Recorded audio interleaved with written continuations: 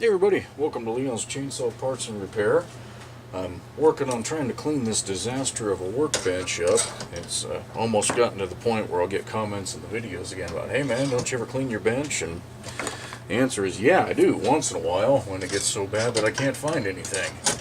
That's about where we're at right now. So, you guys have probably seen the videos for Wes's VI-925. I've got the thing drained and it's airing out here for a couple of days before I box it up to ship back to him.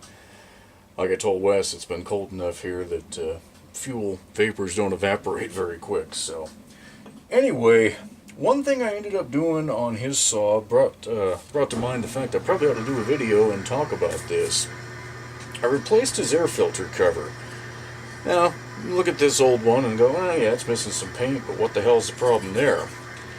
Well, it's one that's real easy to miss, and I almost did, but when I went to tighten the nut down, it was still loose up and down, and I remembered when I got it, I had taken a piece of wire that was between the nut and the housing here. I'd taken that out, because it didn't belong there. That's definitely not correct.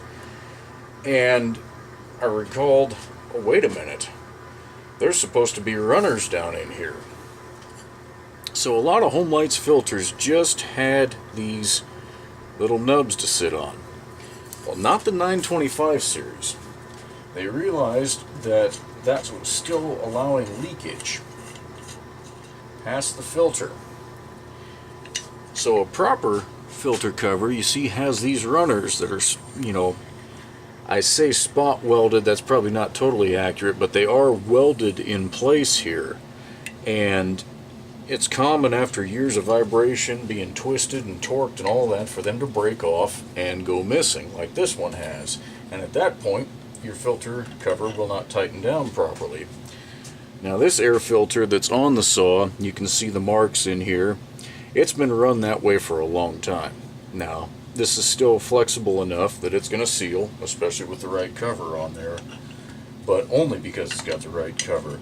When they're like that, the rubber flange on those air filters is not thick enough and strong enough to actually seal out the sawdust. So if your cover has done this, find one. Whether it's used, whether it's new, doesn't matter, but you're going to want to find one, because you will have sawdust encroaching into your carb chamber, which means it's going to go in the engine. So anyway, this is fairly unique to the 925s. I can't think of another filter series that actually used those runners off the top of my head, but on these saws, I believe from about the XL-925 up, they all used it.